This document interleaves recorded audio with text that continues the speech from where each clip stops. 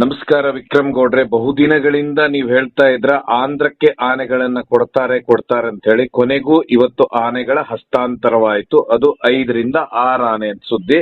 ಅದರಲ್ಲಿ ವಿಶೇಷವಾಗಿ ಅಭಿಮನ್ಯು ಕೃಷ್ಣ ಅಂತ ಕೇಳಿದೆ. ಯಾವ್ದು ಸರ್ ಇದು ಅಭಿಮನ್ಯು ಆನೆ ಕೊಡ್ತಾ ಇರೋದು? ಈ ಅಭಿಮನ್ಯು ಆನೆ ಹಿಂದೆ ಒಂದು ರಣರೋಚಕ ಕತೆ ಇದೆ.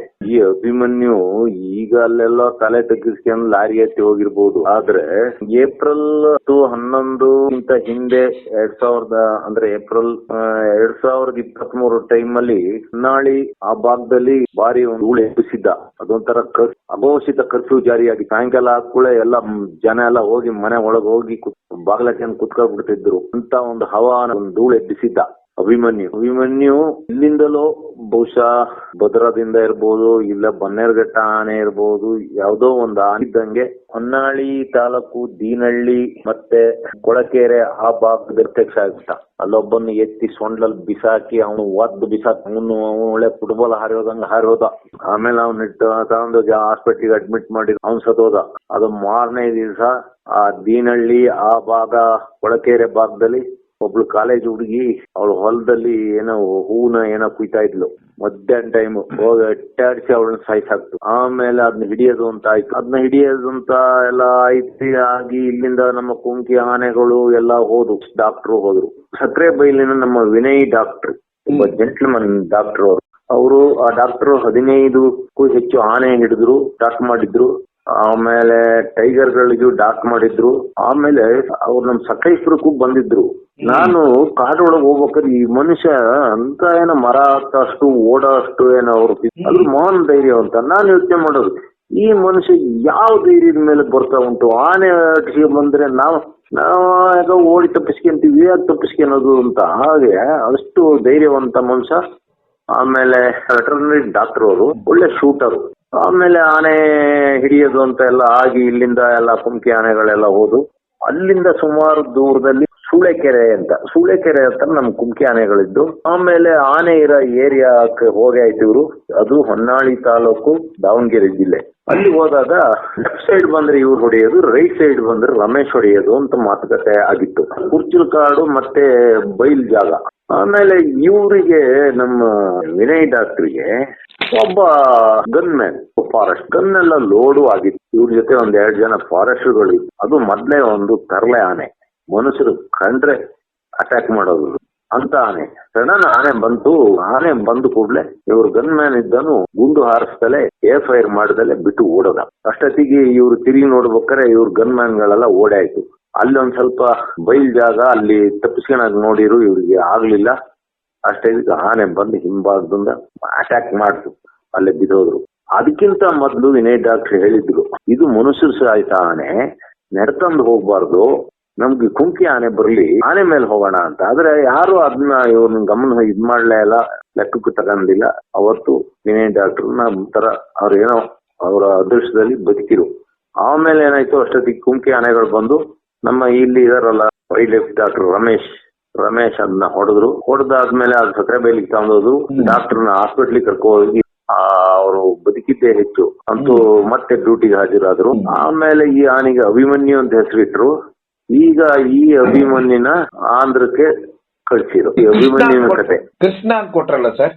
ಆಮೇಲೆ ಈ ಕೃಷ್ಣ ಉಂಟಲ್ಲ, ಸುಮಾರು 2 ವರ್ಷದ ಹಿಂದೆ ಮೂಡಿಗೆರೆ ತಾಲೂಕು, ಮೂಡಿಗೆರೆಯಿಂದ ಒಂದು 5 ಕಿಲೋಮೀಟರ್ ದೂರದಲ್ಲಿ ತತ್ಕೊಳ ಫಾರೆಸ್ಟ್ ಅಂತ ಇದೆ. ಅದೊಂದು ಫಾರೆಸ್ಟ್. ಅದು ಸುಮಾರು ತತ್ಕೊಳ ಫಾರೆಸ್ಟ್, ಕುಂಡ್ರ, ಕಳವರ ಫಾರೆಸ್ಟ್, ದೊಡ್ಡಳ್ಳ ಫಾರೆಸ್ಟ್.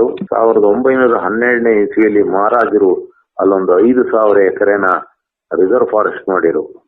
ಸಾರ್ಗೂಡು ಮತ್ತೆ ಕುಂದೂರು, ಅದ್ರ ಪಕ್ಕ ಬಾಸ್ತಿ ಅಂತ ಒಟ್ಟಿಗೆ ಅದು 12,000 ಎಕರೆ. ಅದ್ರ ಮಧ್ಯದಲ್ಲಿ ಫಾರೆಸ್ಟ್ನವರು ಒತ್ತುವರಿ ತೆರವು ಮಾಡಿ ಅದೊಂದು 300-400 ಎಕರೆ ಎಲ್ಲ ಸೇರಿ 12,000 ಎಕರೆ ಇತ್ತು. ಎಲ್ಲ ನಮ್ಮ ಆನೆಗಳು ಬಂದಿದ್ದು, ಪ್ರಶಾಂತ ಎಲ್ಲ ಆನೆಗಳು ಬಂದಿದ್ದು. ಆಮೇಲೆ 2-3 ವರ್ಷದ ಹಿಂದೆ 2022 ಅಲ್ಲ, ಸಾರಿ 22. ಆಮೇಲೆ ನಾನು ಹೋಗಿದ್ದೆ. ಆನೆಗಳನ್ನ ತಗೊಂಡು ಹೋದ್ರೆ ಅಲ್ಲಿ ಬಿದ್ರು ಸಿಕ್ಕಾಬಟ್ಟೆ. ನಮ್ಮ ಸಾಕಿದ ಆನೆಗಳು, ಅದ್ರ ಮೇಲೆ ಒಬ್ಬ ಮಾವುತ ಹೋಗ್ ಸಾಧ್ಯನೇ ಇರ್ಲಿಲ್ಲ. ಬೆಳಿಗ್ಗೆ ನಡ್ಕೊಂಡು ಹೋಗ್ತಾ ಇದ್ದು ಓದು ತೊಟ್ಕುಳ ಫಾರೆಸ್ಟ್ ಇಂದ ಮುಂದೆ ಹೋಗಿ ಆ ಭಾಗದಲ್ಲಿ ಹೋಗ್ಬೇಕಾದ್ರೆ ಸುಮಾರು 11-12 ಗಂಟೆ ಸಮಯದಲ್ಲಿ ಅಲ್ಲೊಂದು ಒತ್ತುವರಿ ತೆರವು ಮಾಡಿ ಒಂದು ಊರ್ನೇ ಖಾಲಿ ಮಾಡಿಸಿದ್ರು. ಅಲ್ಲೊಂದ್ ಸ್ವಲ್ಪ ಬಯಲು ಜಾಗದಲ್ಲಿ ನಾವು ಹೋಗ್ಬೇಕು ನೋಡ್ತೀವಿ, 2 ಆನೆಗಳು ಫೈಟ್ ಮಾಡ್ತಾ ಇದ್ವು. 2 ಆನೆಗಳು ಫೈಟ್ ಮಾಡ್ತಾ ಇರ್ಬೇಕಾದ್ರೆ ಮುಜೀಬ್ ಡಾಕ್ಟ್ರು ಆಮೇಲೆ ಅಕ್ರಮ್ ಎಲ್ಲ ಇದ್ರು. ಅಕ್ರಮ್ ಹೋಗಿ ನಡ್ಕ ಹೋಗಿ ಹೊಡಿಯೋದು ಅಂತ ನಡ್ದೆ ಹೋಗಿ ಹೊಡಿಬೇಕು, ಆನೆ ಇರ್ಲಿಲ್ಲಲ್ಲ. ಆ ಜಾಗಕ್ಕೆ ಹೆಸರು ಕುಂಡ್ರ ಅಂತ.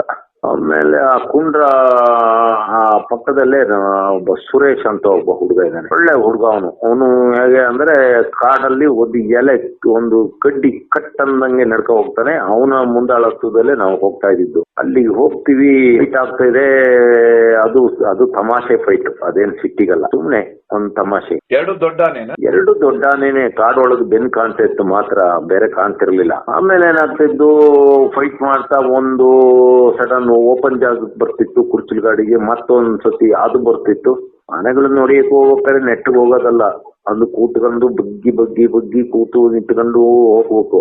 ಇವ್ರು ಹೋದ್ರು, ಅದೇನಾಯ್ತು, ದೊಡ್ಡ ಆನೆ ಇದ್ದ ಜಾಗಕ್ಕೆ ಇವ್ರು ನೋಡಿ ಬಗ್ಗಿ ಸುಮಾರು ಒಂದು 20 ಅಡಿ 30 ಅಡಿ ದೂರ ನೆಲದಲ್ಲಿ ಬಗ್ಗಿ ಹೋಗಿ ತಲೆ ಎತ್ತಿದಾಗ ಒಂದು ಆನೆ ಕಾಣ್ತು, ಬಾರ್ಸಿರು. ಹೊಡೆದು ಕೂಡಲೇ ಆನೆ 2 ಸೇರಿ ಗಡ ಅಂತ ಹೋಗಿ ಅದೊಂದು ಭಾರಿ ಅಪ್ಪು. ಅದು ಬೆಟ್ಟ ಕಾಡು ಅಂದ್ರೆ ಅದು ಲೆವೆಲ್ ಜಾಗ ಅಲ್ಲ, ಅದು ಏನು ಆಲ್ದೂರು ಭಾಗದ ಕಾಡುಗಳು ಏನಿದಾವೆ ಅಂದ್ರೆ ಸರಿಯಾದ ಬೆಟ್ಟಗಳು ಅಂದ್ರೆ ನಮ್ಮ ಈ ಪಶ್ಚಿಮ ಘಟ್ಟದ ಶೋಲ ಬೆಟ್ಟಗಳಲ್ಲ. ಶೋಲ ಬೆಟ್ಟಗಳು ಅಂದ್ರೆ ಬೆಟ್ಟಗಳ ಮೇಲೆ ಹುಲ್ಲು, ಕೆಳಭಾಗದಲ್ಲಿ ಕಾಡು. ಅದು ಹಾಗಲ್ಲ, ಬೆಟ್ಟಗಳ ಮೇಲೆಲ್ಲ ಕಾಡು, ಮತ್ತೆ ಬಿದಿರು ಕಾಡು, ದೊಡ್ಡ ಬಿದಿರು. ಆಮೇಲೆ ಆನೆ ಹೋಗ್ತಾ ಇದೆ.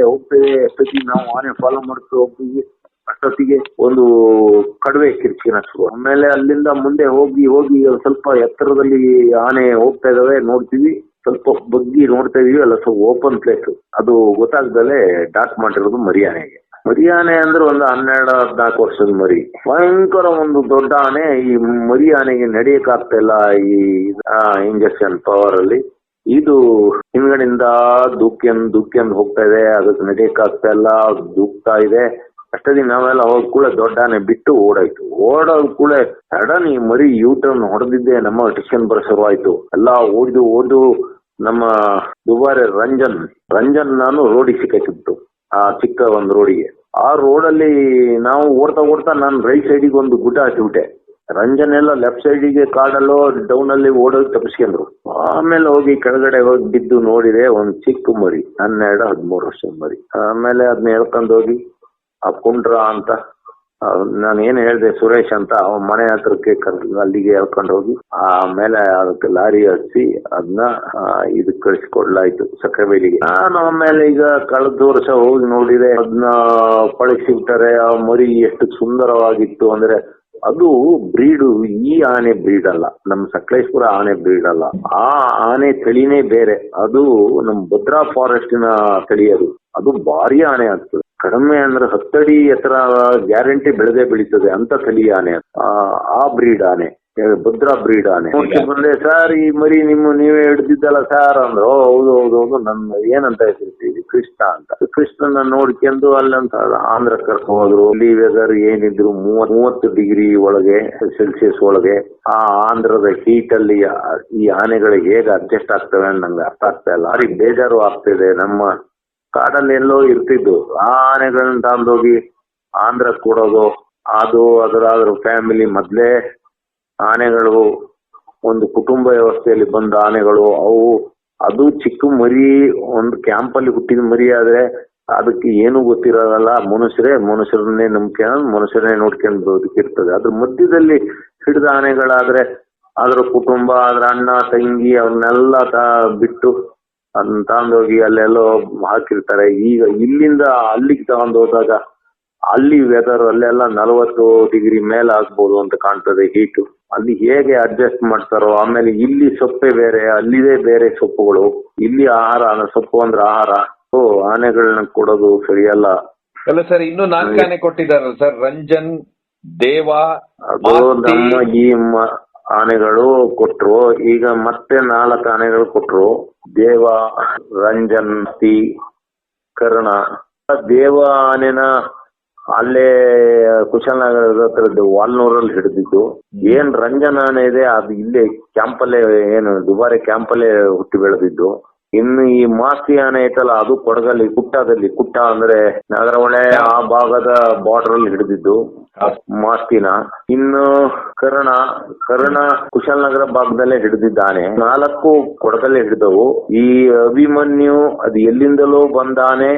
ಅದು ಹೊನ್ನಾಳಿ ತಾಲೂಕು ದೀನಹಳ್ಳಿ ದಾವಣಗೆರೆ ಜಿಲ್ಲೆದಲ್ಲಿ ನಮ್ಮ ಡಾಕ್ಟರ್ ಮೇಲೆ ಅಟ್ಯಾಕ್ ಮಾಡಿದ ಆನೆ.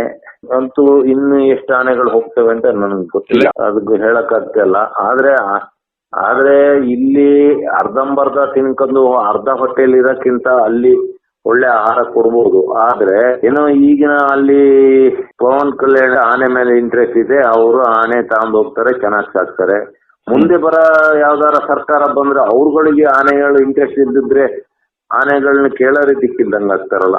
ಆಮೇಲೆ ಇಲ್ಲಿ ಕನ್ನಡ ಭಾಷೆನ ಕೇಳ್ಕೊಂಡಿದ್ದ ಆನೆಗಳು ಹೋಗಿ ಆನೆಗಳಿಗೆ ಕಸಿ ಆಗ್ಬಹುದು. ಈಗ ಅದಕ್ಕೆ ಪ್ರಥಮವಾಗಿ ಎಲ್ಲ ಮಾವುತರು ಮತ್ತೆ ಕಾವಾಡಿಗಳು ಹೋಗ್ತಾರಂತ ಅನ್ನುವಂತ ಸುದ್ದಿ.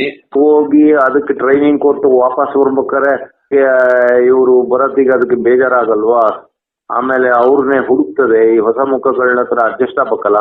ಪ್ರತಿಯೊಂದೆಲ್ಲ ಆನೆಗಳು ನೋಡ್ಕೊಂಡು ಈ ನಮ್ಮ ಮಾತುಗಳಂಗೆ ಆನೆಗಳ ಒಳಗೆ ಹುಟ್ಟಿ ಬೆಳೆದರಾದ್ರೆ ಸರಿ, ಅವ್ರಿಗೆ ಏನು ಗೊತ್ತಿಲ್ಲದಾದ್ರೆ ಅದೊಂದು ವ್ಯವಹಾರ ಆಗ್ತದೆ. ಆನೆಗಳು ಅಡ್ಜಸ್ಟ್ ಆಗ್ಬೇಕಲ್ಲ. ಬಾರಿ ಬೇಜಾರಾಗ್ತಾ ಇದೆ. ಅಲ್ಲಿ ಬೇಸಿಗೆಯಲ್ಲಿ ಸಿಕ್ಕಾಪಟ್ಟೆ ಹೀಟ್ ಅಲ್ಲಿ ನಮ್ಮಂಗೆ ನೈಋತ್ಯ ಮಾರುತಗಳು ಬರಕ್ಲ, ಈಶಾನ್ಯ ಮಾರುತಗಳು ಮಾತ್ರ ಅವರಿಗೆ. ನೈಋತ್ಯ ಮಾರುತಗಳು ಅಲ್ಲಿಗೆ ಮುಟ್ಟದೇ ಇಲ್ಲ. ಅಲ್ಲಿ ಆ ಟೈಮಲ್ಲಿ ಭಾರಿ ಹೀಟ್ ಇರ್ತದೆ. ಆ ಏರಿಯಾದಲ್ಲಿ ಅವ್ರು ಏನ್ ಕಾಡು ಉಂಟ ಅಲ್ಲಿ ಎಂತದ್ದು ಉಂಟೋ ಇಲ್ಲ, ಯಾವ್ದಾರ ತಗಡಿನ ಶೀಟ್ ಹಾಕಿ ಅದ್ರೊಳಗೆ ಆನೆ ಕಟ್ಟಾಕಿರೆ ಹೌದು. ಅದು ಈಗಾಗ್ಲೇ ಪ್ರಯಾಣ ಬೆಳೆಸಿ ಆಯ್ತಲ್ಲ, ಲಾರಿ ಹತ್ಬೇಕಾದ್ರೆ ನಂಗೆ ಭಾರಿ ಬೇಜಾರು ಆಯ್ತು. ಆಮೇಲೆ ಜೊತೆಗೆ 1-2 ಹೆಣ್ಣಾನೆಗಳನ್ನ ಕಳ್ಸೋದು ಒಳ್ಳೇದು. ಯಾಕೆಂದ್ರೆ ಅಲ್ಲಿ ಅವಕ್ಕೆ ಮಾನಸಿಕ ಆಘಾತ ಆಗ್ತದೆ. ಆ ಟೈಮಲ್ಲಿ 1-2 ಹೆಣ್ಣಾನೆಗಳಿದ್ರೆ ಸ್ವಲ್ಪ ಸಮಾಧಾನ ಆಗ್ತವೆ. ಸರಿ, ಆನೆಗಳು ಸಾಮಾನ್ಯಕ್ಕೆ ಆಗಸ್ಟ್ ತಿಂಗಳಲ್ಲಿ ಅವು ಮದ ಬರ್ತದೆ. ಮದ ಬಂದ್ಮೇಲೆ ಅವಕ್ಕೆ ಒಂದು ಹೆಣ್ಣಾನೆಗಳ ಅವಶ್ಯಕತೆ ಇರುತ್ತೆ. ಯಾಕೆ ಹೆಣ್ಣಾನೆ ಕಳಿಸ್ಲಿಲ್ಲ? ಪ್ರಕೃತಿ ಒಂದು ನಿಯಮನ ಮೀರಬಾರದು. ಒಂದು ಗಂಡು ಅಂದ್ಮೇಲೆ ಒಂದು ಹೆಣ್ಣು ಕಳಿಸ್ಬೇಕು. ಹೋಗ್ಲಿ, ಇನ್ನೊಂದ್ 2 ಹೆಣ್ಣಾನೆ ತಗೊಂಡು ಬಿಡ್ಬೋದಲ್ಲ ಅಲ್ಲಿಗೆ. ನಿಜ ಸರ್, ಇದು ಯಾರು ಸಂಬಂಧಪಟ್ಟವ್ರ ಗಮನ. ಈ ಆನೆಗಳನ್ನ ತಗೊಂಡು ಅಲ್ಲಿ 6 ಆನೆ ಇವತ್ತು ಎಷ್ಟು ಕಳಿಸ್ತಾರೆ, ಅಲ್ಲಿಗೊಂದು 3-4 ಹೆಣ್ಣಾನೆಗಳನ್ನ ಕಳಿಸ್ಲಿ. ಆಂಧ್ರದಲ್ಲೂ ಆನೆ ಬಾರ್ಡರ್ಲಿ ಆನೆಗಳಿದಾವೆ ಅಂತ ಹೇಳ್ತಾರೆ. ಅಲ್ಲಿ ಈ ಆನೆಗಳನ್ನ ಉಪಯೋಗಿಸ್ಕೊಂಡು ಬೇಕಾದ್ರೆ ಅಲ್ಲಿ ಹೆಣ್ಣಾನೆಗಳನ್ನ ಹಿಡಿದು ಪಳಗಿಸ್ಬೋದಲ್ಲ.